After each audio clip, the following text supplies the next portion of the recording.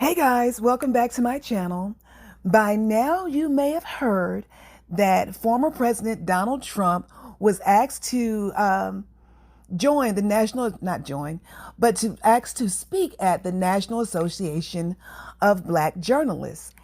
And y'all, all I can say is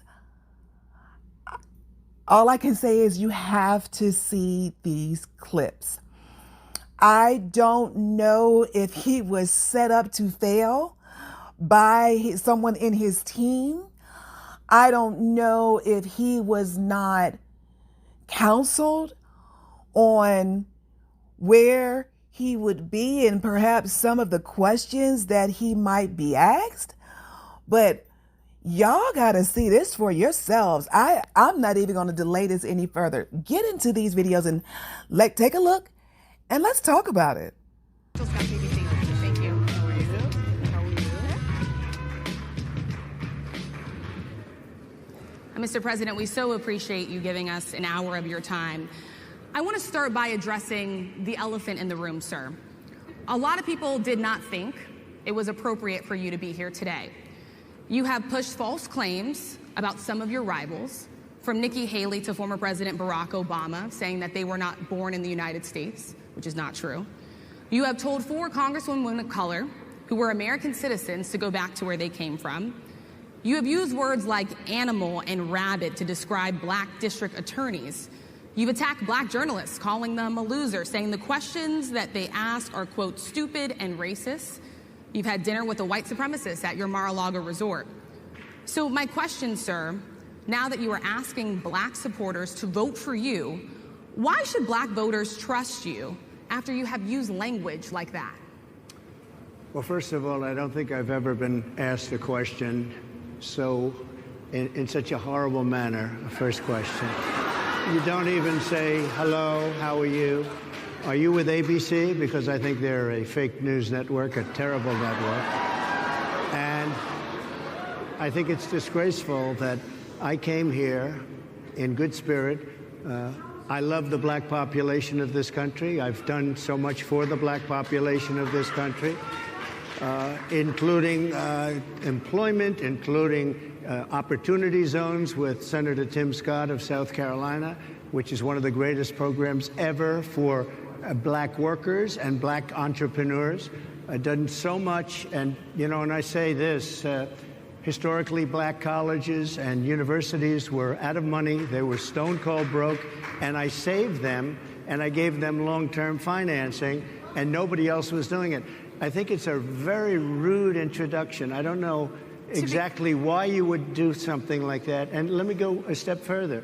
I was invited here, and I was told my opponent, whether it was Biden or Kamala, I was told my opponent was going to be here. It turned out my opponent isn't here. You invited me under false pretense. And then you said, you can't do it with Zoom. Well, where's Zoom? She's going to do it with Zoom, and she's not coming. And then you were half an hour late. Just so we understand, I have too much respect for you to be late. They couldn't get their equipment working, or something was wrong. Mr. President, I would love if you can answer the question on your rhetoric and why you believe that black voters should trust you with another 4 years. I have been the best president for the black population since Abraham Lincoln. That's my answer. Better than President Johnson, who signed the Voting Rights Act? And for you to start off a question and answer period, especially when you're 35 minutes late because you couldn't get your equipment to work, in such a hostile manner, I think it's a disgrace. Let me just ask a follow-up, sir, and then we'll move. Let me just ask a follow-up, sir, and then we'll move on to other questions here. Some of your own supporters, including Republicans on Capitol Hill, have labeled Vice President Kamala Harris, who is the first black and Asian American woman to serve as vice president and be on a major party ticket, as a DEI hire. Is that acceptable language to you? And will you tell those Republicans and those supporters to stop it? How do you define DEI? Go ahead. How do you define diversity, equity, inclusion? Okay, yeah, go ahead. Is that what your definition? That is give me a definition definition then. Would you give me a definition of that? Give me a definition of that. Sir, I'm asking you a question, a very direct question. Define it for me, if you would. I just defined it, sir. Do you believe that Vice President Kamala Harris is only on the ticket because she is a black woman? Well, I can say no. I think it's maybe a little bit different. So I've known her a long time indirectly, not directly very much, and she was always of Indian heritage, and she was only promoting Indian heritage. I didn't know she was black until a number of years ago when she happened to turn black, and now she wants to be known as black. So I don't know, is she Indian or is she black? She has always But you know identified what? as a black woman. I She went to a respect historically either black one. college. I respect either one, but she obviously doesn't, because she was Indian all the way, and then all of a sudden she made a turn and she became a black person. Just to be clear, sir, do you believe that I think she is somebody should look into that too when you ask continue in a very hostile, nasty tone. It's a direct question, sir. Do you believe that Vice President Kamala Harris is a DEI hire, as some Republicans I really have don't said? know. I mean, I really don't know. Could be. There are some, and there are plenty. I know this lady right over there, Harris, is a fantastic person who just interviewed me at length. And we had a great interview, I think, and I heard you got very good ratings on that Well, interview. you told me it was the longest one of your life, so we had a good discussion. Look, I want to talk about why you're... And there is this question of, in this moment where we are, why come here? What is your message today? My message is to stop people from invading our country that are taking, frankly, a lot of problems with it. But one of the big problems, and a lot of the journalists in this room I know and I have great respect for, a lot of the journalists in this room are black. I will tell you that coming from the border are millions and millions of people that happen to be taking black jobs. You had the best. What exactly is a black job, sir? A black job is anybody that has a job. That's what it is. Anybody that has a job. All right. And Mr. they're taking the employment away from black people. They're coming in, they're invading. It's an invasion of millions of people, probably 15, 16, 17 million people. So Sadia Massey, someone from Illinois, an unarmed black woman, was shot the other day in her home by a deputy sheriff. The deputy has since been charged with murder. You've said police would get immunity from prosecution if you win. Why should someone like that officer have immunity, in your opinion? Immunity? Immunity. I don't know the exact case, but I saw something, and it didn't look good to me. It didn't look good to me. Are you talking with the water, right? Yeah, well, police unions are not backing this person either. Okay. But again, why would... They're going to be charging the officer. I guess they're charging the officer. So why should he receive immunity? Well, he might not. I mean, it depends. It depends on what happens. I'm talking about people that are much different cases than that. We need people to protect ourselves. And by the way, in Chicago, as an example, a few weeks ago, July 4th weekend, they had 117 shootings and 17 deaths. Nobody wants that. Nobody wants that. We need to have our police officers have the respect and dignity back. In this particular case, I saw something that didn't look good to me. I didn't like it. I didn't like it at all. So can you get a little more specific back to the immunity question? Who would make those Well, right now, for the most part, people are protected by their unions, by their police unions, or by their police departments.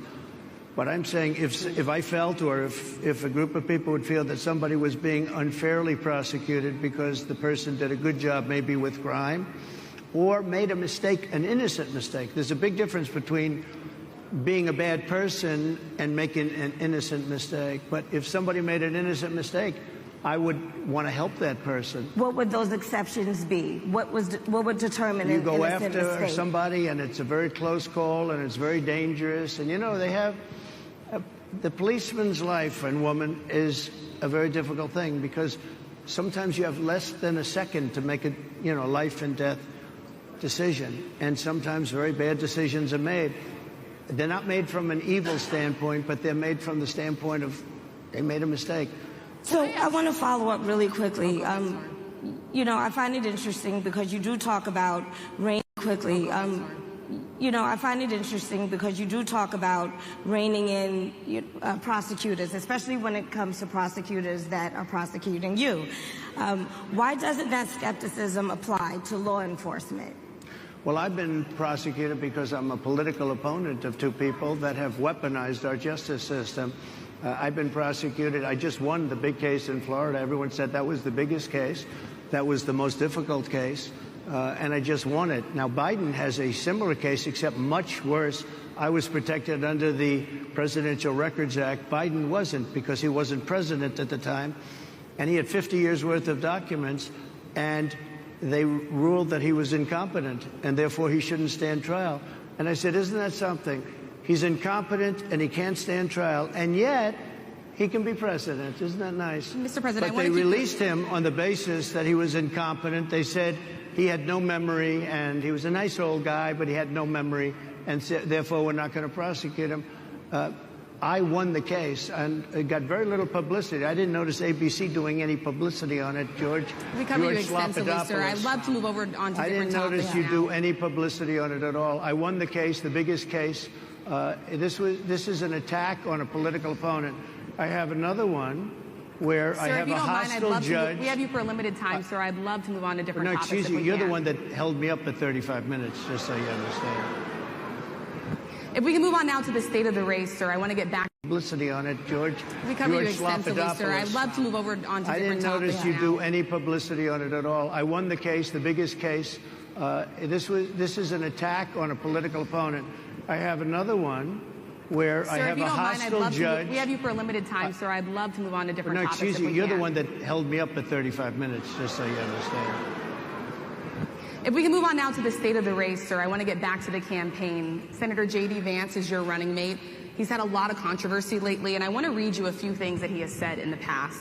He said the Democrats running the country are a bunch of childless cat ladies who are miserable at their own lives and the choices they've made, and so they want to make the rest of the country miserable too. He's not talking here about how great it is to be a parent. He's attacking what he says are the choices people are making to not have children. Did you know that he had these views about people who do not have children before you picked him to be your running mate, and do you agree with him? No, I know this.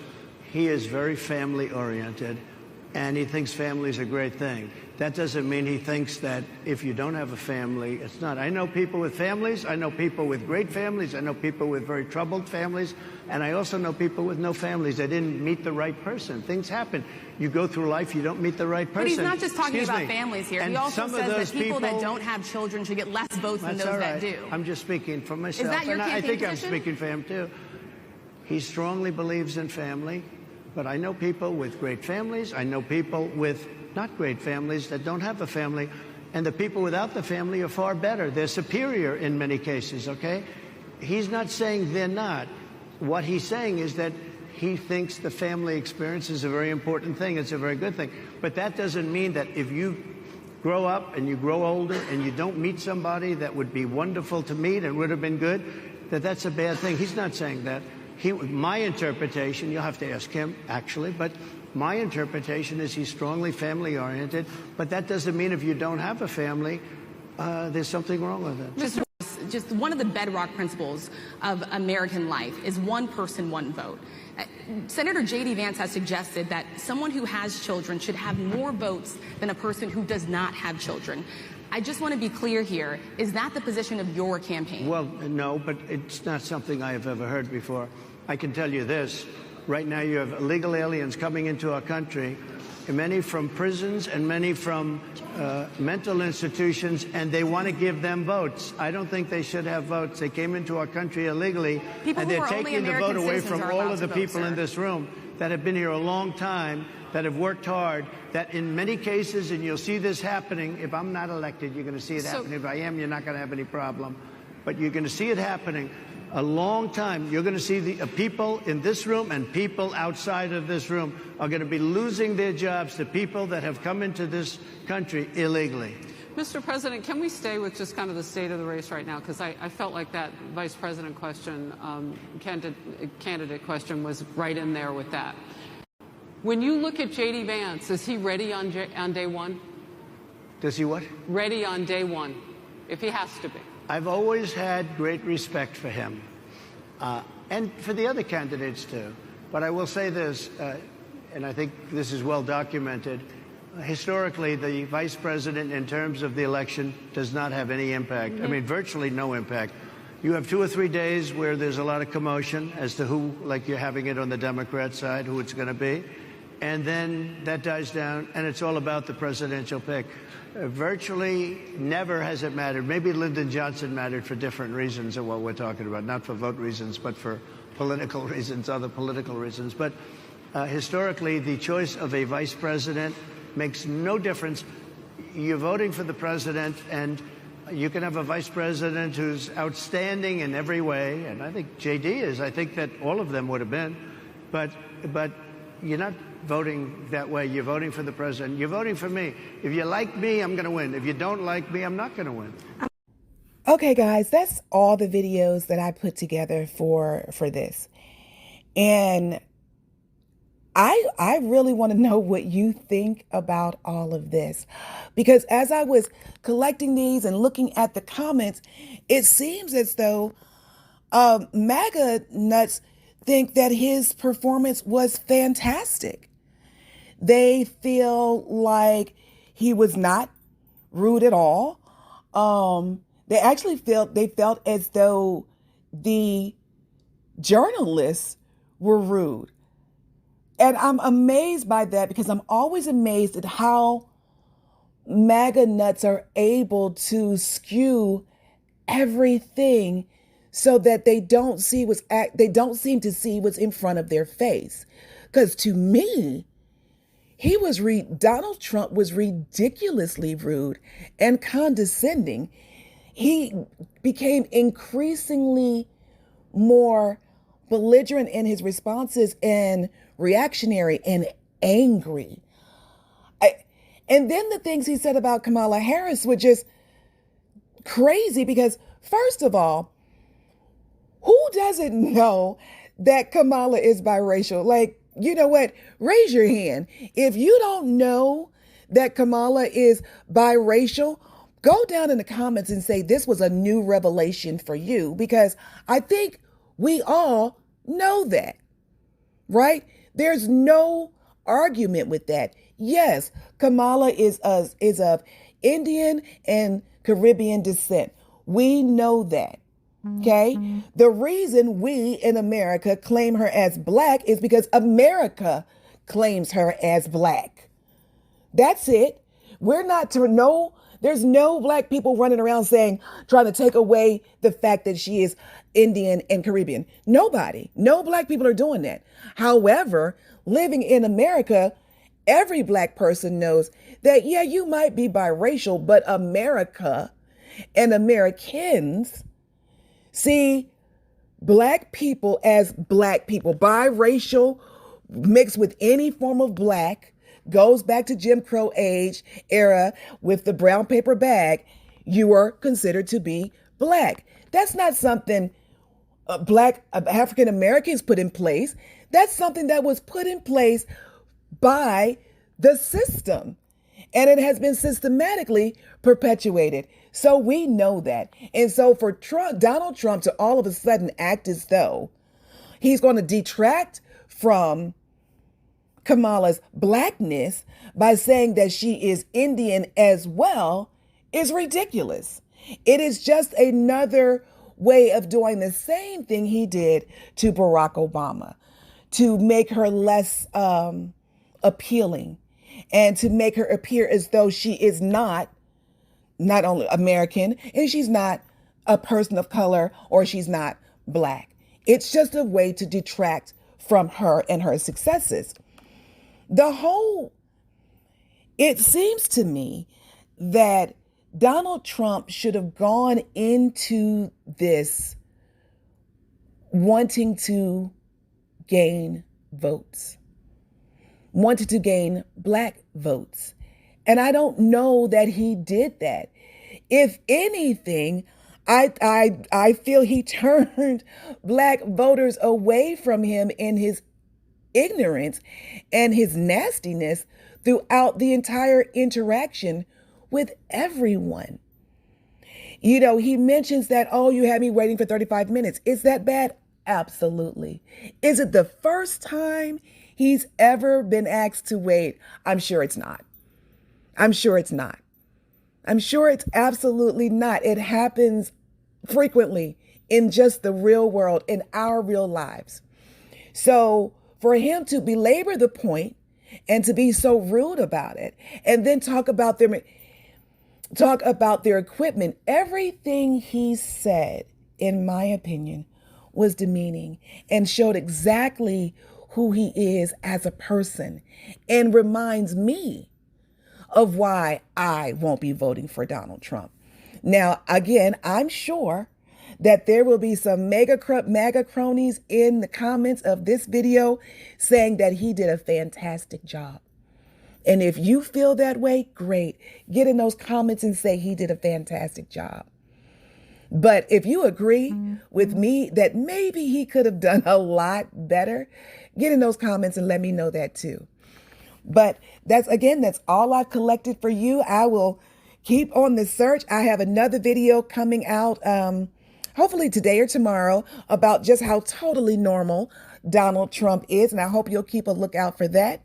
If you enjoyed this video and my comments, or just if you're enjoying my channel, please be sure to subscribe to my channel.